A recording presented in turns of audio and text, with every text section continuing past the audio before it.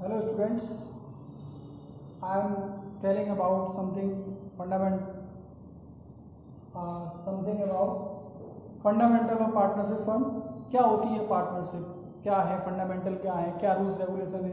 Generally होता क्या है कि पार्टनरशिप का नाम सुनते ही इतना बच्चे टेरराइज हो जाते हैं, इतना डर जाते हैं कि पार्टनरशिप क्या है, कैसे क्या करेंगे, बहुत अकाउंट है, ये बड़ा है चैप्टर, लेकिन इतना टफ नहीं है कि जितना डिस्क्राइब किया जाता है बताया जाता है। सिंपल सा है। सिंपल फंडा ये है कि पार्टनरशिप स्टार्ट क्यों हुई, पार्टनरशिप को क्यों बनाया गया, क्योंकि 11th में आप पढ़ चुके हैं, सोल ट्रेडरशिप आपने अकाउंट बनाया है, बैलेंस शीट बनाई है, P&L बनाया है। इसमें हमको P&L एप्रोप्रिएशन अकाउंट बनाना है, कैपिटल अकाउंट बनाने हैं, डिफरेंट टाइप के अकाउंट बनाने हैं। तो ये सब चीज़ें बस समझने की हैं, आप इतना ज़्यादा ना समझें कि बहुत ज़्यादा टफ है, बस समझने का, ध्यान से समझने की चीज़ है। अगर आप ध्यान समझेंगे तो आपको कोई दिक्कत नहीं होगी। पार्टनरशिप जब तो आपको पिछले वीडियो में ट्रांसफर किया था, पार्टनरशिप में कम से कम 2 लोग होने चाहिए, मिनिमम 2 पर्सन्स पार्टनरशिप फर्म में इन्वॉल्व होते हैं। कुछ बच्चों के दिमाग में ये आता होगा कि पार्टनरशिप भी क्यों स्टार्ट हो रही है, सब सही चल रहा था, बिजनेस चल रहा था, फिर लोग पार्टनरशिप में क्यों आ रहे हैं। तो उसका प्रॉब्लम ये है कि जब सोल ट्रेडरशिप में बिजनेस चल रहा था, सिंगल पर्सन पूरा बिजनेस कंट्रोल करता था, एक व्यक्ति पूरा कंट्रोल करता था, सिंगल हैंड बिजनेस था। अब उस बिजनेस को हमें इम्प्रूव करना है, बढ़ाना है, तो उसके लिए हमें ज़्यादा लोगों की ज़रूरत है, ज़्यादा कैपिटल चाहिए, ज़्यादा लोग चाहिए, ज़्यादा माइंड लेवल चाहिए, ज़्यादा स्किल और डिफरेंट एरिया में उसको डेवलप कर सकें। एक सिंगल पर्सन कई सारे एरिया में नहीं जा सकता है। तो कैसे कहते हैं, एक से भले दो, तो 2 लोग जब स्टार्ट करते हैं किसी भी काम को, तो ज़्यादा अपना मन लगा सकते हैं और ज़्यादा अच्छे से बिजनेस को इन्वॉल्व कर सकते हैं। यहाँ मैं फंडामेंटल के बारे में आपसे बात कर रहा हूँ कि पार्टनरशिप के फंडामेंटल क्या हैं, क्या बिजनेस कैसे बिजनेस स्टार्ट होता है या पार्टनरशिप कैसे स्टार्ट होती है। तो कुछ पॉइंट्स मैंने यहाँ नोट कर रखे हैं आपके लिए। तो सिंपल सी चीज़ है, इसमें एक पॉइंट है कि पार्टनरशिप जब आप स्टार्ट करें तो उसमें एक डीड बना लें, मतलब एक रूल्स रेगुलेशन बना लें। आप कोई भी गेम स्टार्ट करते हैं तो उससे पहले आपको उसके रूल्स रेगुलेशन बनाने पड़ते हैं। बिना रूल्स रेगुलेशन कोई गेम स्टार्ट नहीं हो सकता। तो रूल्स रेगुलेशन बनाना ही पार्टनरशिप डीड है। इट्स मे बी रिटन और इट्स मे बी ओरल, ये रिटन भी हो सकती है और हो सकती है, लेकिन रिटन होगी तो ज़्यादा अच्छा होगा।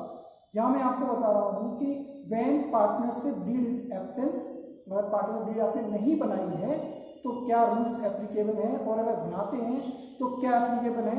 तो जब हम इसको ये बना रहे हैं कि पार्टनरशिप एब्सेंस है, पार्टनरशिप डीड नहीं है, ये 11th में भी था बिजनेस में आपके, यहाँ पर हम देख रहे हैं कि तो क्या पॉइंट है इसके जिससे हम ये पढ़ लेंगे तो हम क्या क्या उसमें नोट कर सकते थे रूल्स रेगुलेशन, वो यहाँ से क्लियर हो जाएगा।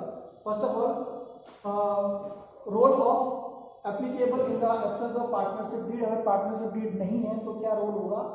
Profit and loss of the share equally, मतलब जो भी बिजनेस का प्रॉफिट होगा वो सारे पार्टनर में इक्वल डिस्ट्रीब्यूट होगा। कोई ये नहीं कह सकता भाई मैं ज़्यादा काम कर रहा हूँ या पर्सन दूसरा कम काम कर रहा है तो उसे कम मिलना चाहिए, ज़्यादा मिलना चाहिए। तो भाई आप जब इक्वल नहीं देना चाहते हैं तो पहले पार्टनरशिप बना लेते हैं, पार्टनरशिप बना लेते तो उसके अकॉर्डिंग प्रॉफिट डिस्ट्रीब्यूट होता। लेकिन अगर पार्टनरशिप नहीं है तो प्रॉफिट इक्वली डिस्ट्रीब्यूट किया जाएगा। Second thing, no interest on capital will be provided. कोई भी इंटरेस्ट किसी भी पार्टनर को, किसी भी तरह का कोई भी इंटरेस्ट कैपिटल पर प्रोवाइड नहीं होगा। कोई पार्टनर लड़ जाए, नहीं मुझे इंटरेस्ट चाहिए इसमें 10% का या जो भी वो चाहे, तो उसकी नहीं चलेगी। पार्टनरशिप डीड अगर नहीं है तो किसी भी पार्टनर को कोई भी इंटरेस्ट ऑन कैपिटल पर किसी भी तरह का ब्याज नहीं दिया जाएगा। No interest on drawing will be charge. ये पार्टनर के लिए फायदा है, क्योंकि अगर कोई पार्टनर बिजनेस से विड्रॉ कर लेता है, ड्राइंग आप समझते हैं, जब अपने पर्सनल यूज़ के लिए कोई बिजनेस से पैसा निकाल लेता है तो उसको ड्राइंग कहते हैं। तो अगर कोई पार्टनर बिजनेस से पैसा निकाल रहा है तो उस पर किसी भी तरह का उसको चार्ज नहीं देना है, फर्म को पैसे नहीं चुकाने हैं, इंटरेस्ट नहीं देना है। और अगर आपने कहा नहीं ऐसा नहीं होना चाहिए तो आपको डीड में लिखना चाहिए था। अगर आप डीड में नहीं लिखा है तो आपको यहाँ पर चार्ज नहीं देना होगा ड्राइंग पे। Next one, no partner is received salary और कमीशन। किसी भी पार्टनर को किसी भी तरह का सैलरी और कमीशन नहीं मिलेगा। अगर कोई पार्टनर काम कर रहे हैं और कोई पार्टनरशिप डीड नहीं बनाई है तो किसी पार्टनर को ना तो सैलरी मिलेगी और ना ही उनको किसी तरह कमीशन मिलेगा। अब वो ये कहें मुझे सैलरी मिलनी चाहिए, कमीशन मिलना चाहिए, तो भाई पार्टनर डीड बनाते हैं आप, उसमें नोट करते हैं कि पार्टनरशिप काम करेंगे तो उनको सैलरी मिलना चाहिए या कमीशन, जैसा भी पार्टनरशिप डीड, मतलब इन ऑल पार्टनर डीड में आप लिखेंगे तो होगा, अदरवाइज ये रूल फॉलो करेंगे आप, गवर्नमेंट ऑफ इंडिया का। और ये पूरी पार्टनरशिप एक्ट जो पढ़ेंगे आप, इंडियन पार्टनरशिप एक्ट 1932, भारतीय साझेदारी अधिनियम 1932 के अकॉर्डिंग सारे रूल्स एप्लीकेबल होते हैं इसमें।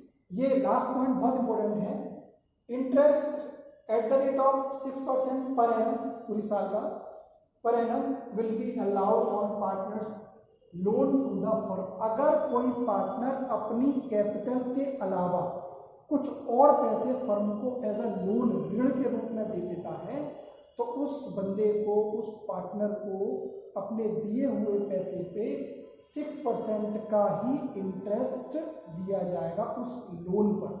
वो ज़्यादा मांगे 7%, 10%, 20%, तो उसका रूल नहीं चलेगा। यहाँ पर इंडियन पार्टनरशिप एक्ट में जो रूल है वो 6% अलाउ करता है कि आपको केवल 6% का इंटरेस्ट ऑन लोन प्रोवाइड होगा और कुछ भी प्रोवाइड नहीं किया होगा। ये फंडामेंटल है, स्टार्टिंग की चीज़ है। और जैसे जैसे आप आते जाएंगे, ऑनलाइन आते जाएंगे, तो हम और इम्प्रूव करेंगे इसको और कोशिश करेंगे कि और आपको अच्छे से समझा जाए, ऑनलाइन भी चलाया जाए। तो आप, ये डिपेंड करता है कि आप कितने सिंसियर हैं 12th क्लास को लेके। अगर आप सिंसियर हैं 12th को लेके, आपको पढ़ना है, आपको स्टडी करनी है, तो आप ऑनलाइन आइए और मेंटेन करिए डिसिप्लिन को, जिस तरह जो बताया जाए उसको मेंटेन करिए।